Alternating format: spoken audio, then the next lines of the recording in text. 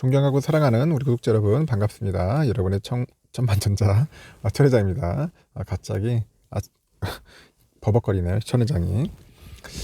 정신 좀 차리겠습니다. 하여튼 좋은 금요일이 되었으면 좋겠습니다. 불타는 금요일, 화끈한 금요일이 되길 진심으로 바라면서 천회장이 또 한번 떠들어 보도록 할게요. 슈퍼병이야 병, 가불병. 하여튼 뭐 자이스라는 그런 기업이 있는데 하여튼 이 기업에 대해서 한번 잠시 이야기를 들려드릴게요. 국내 투자를 늘린다고 하는 것 같습니다. 왜 뭔지, 도대체 무슨 기업인지 투자를 늘리면은 좋은 건지도 한번 볼게요. 일단은 이 반도체 불황이 이제 지속할 것이라는 우려감이 있어요. 불황이 지속될 것이다. 그래서 반도체 소재랑 부품, 장비, 그래서 우리가 보통 소부장이라고 하잖아요. 소부장, 소재, 부품, 장비. 이쪽 시장은 내년에 반등을 해서 성장세를 이끌어갈 거다, 끌어올릴 거라는 그런 전망이 나오고 있습니다. 전망이 나오고 있다. 최첨단 그 반도체 생산에 필요한 그런 부품과 장비를 공급하는 이 독일 기업이 있는데 이 독일 기업이 뭐냐? 자이스예요. 자이스. 이 독일 기업 자이스의 투자도 늘어나고 있으니까 이를 필요로 하는 삼성전자, 하이닉스 이렇게 반도체 기업에도 호재로 작용할 것이다. 그런 이야기를 하네요. 그러니까 호재로 작용할 것이다. 우리가 얻기에 따르면 그 국제 반도체 장비 재료 협회가 있어요. 셈이라고 하는데 최근에 내년 반도체 장비 매출 전망치를 1,072억 달러로 봅니다. 135조 2,864억 원으로 제시를 했던데 올해 추정치 대비 17.5% 성장할 것이라는 그런 기대가 있고 이 메모리하고 낸드 분야 장비 매출도 내년에는 각각 30%, 한 27%씩 큰 폭의 그런 반등을 보이지 않겠냐 그렇게 보는 것 같아요. 특히 자이스는 우리나라 그 반도체 산업 성장성을 고려해가지고 국내 반도체 사업 관련 투자 비중을 늘리겠다는 방침인데 그러다 보니까 자이스 코리아 대표도 그래요. 한국에서 주력 사업인 포토마스크, 이 포토마스크 사업 외에도 웨이퍼 사업을 확장하려고 한답니다. 그래서 삼성하고 하이닉스의 하이닉스가 반도체 시장 선두주자잖아요. 근데 선두주자인 만큼 한국에서 산업 품질 장비뿐 아니라 이 자동화 솔루션 공급 등 지원을 늘리고 있답니다. 자동화 솔루션 공급. 이 중요한 것 같아요. 그래서 자이스는 그 극자에선 EUV죠. 이 노광 공정의 필수 소재인 이 포토마스크 성능을 검사하는 장비하고 반도체 공정 중에 그 웨이퍼 오류를 검사하는 측정 장비를 제공한답니다. 아주 중요한 장비네요. 그러니까 포토마스크 성능 검사 장비, 웨이퍼 오류 검사하는 장비, 뭐 그런 장비인가 봐요. 그러다 보니까 최근에 그 자이스가 오는 2026년까지 우리나라에 한 4년간 480억 정도를 투자를 해서 R&D 센터를 이제 건립한다는 계획을 밝혔는데 연구개발 그런 인력도 계속해서 늘리고 있고 한국 시장의 높은 수요에 적극적으로 대응하겠다는 것입니다. 국내 반도체 제조사뿐 아니라 국내 소부장 생태계 저변도 확대될 거다 그런 이야기도 있고 이렇게 자이스는 그 반도체 산업 품질, 이쪽에 현미경 측정기, 뭐 의료, 안경 렌즈 이렇게 4개 사업을 두고 있어요.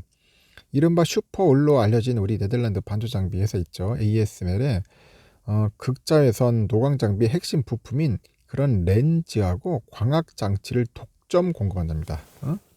렌즈, 광학 장비 이거를 독점 공급한다. 즉 이 양사 없이는 최첨단 반도체 장비 공급이 불가능한 거야. 그 삼성전자랑 하이닉스 등 반도체 제조업에 미세 공정 구현, 미세 공정이 안 된다는 거지. 이 구현이 안 되는 거야. 구현이 힘들다. 그래서 이 자이스는 슈퍼병이야, 병. 슈퍼병이다. 알겠죠? 슈퍼병이야, 병. 슈퍼을이 아니고 병입니다. 그 자이스는 또 ASML하고 EUV 장비 생산 등의 전략적인 그런 협력 관계를 맺고 있다고 해요. 투자 비중을 늘리는 만큼 EUV 장비 확보를 필요로 하는 우리 기업에는 호재가 될 수 있다는 거죠.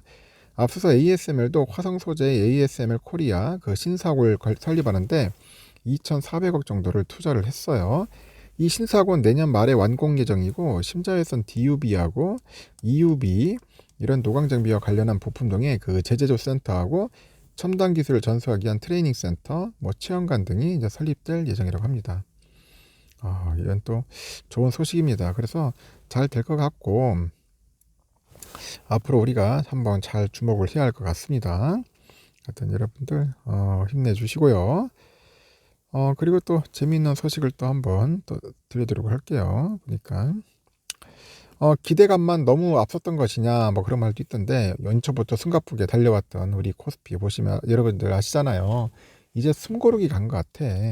내가 전 시간도 얘기했지만은 기대감이 후퇴한 만큼 또 일부 조정은 불가피하지만은 조정을 또 매수 기회로 활용해라. 여러분들 우리 투자를 하면은 조정은 결국은 매수 기회다. 그런 이야기도 있어요. 매수 기회.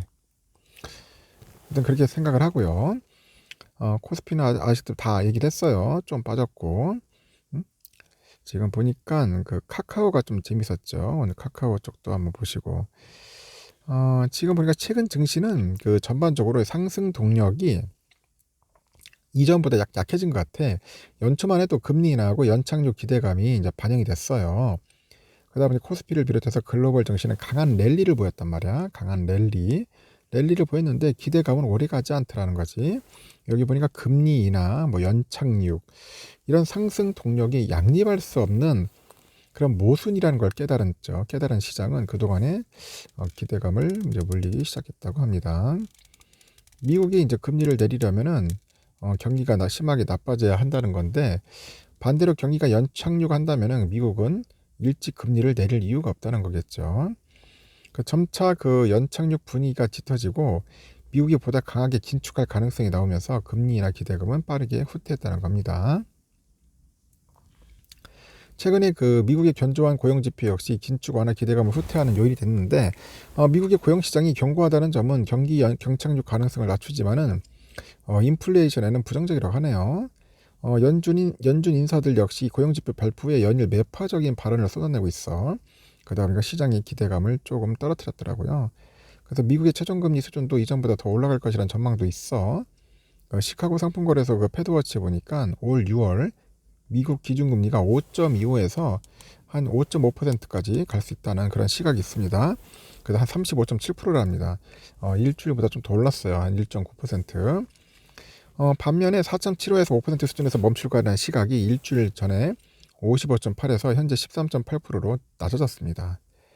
금리는 오를 것 같다는 것 같아.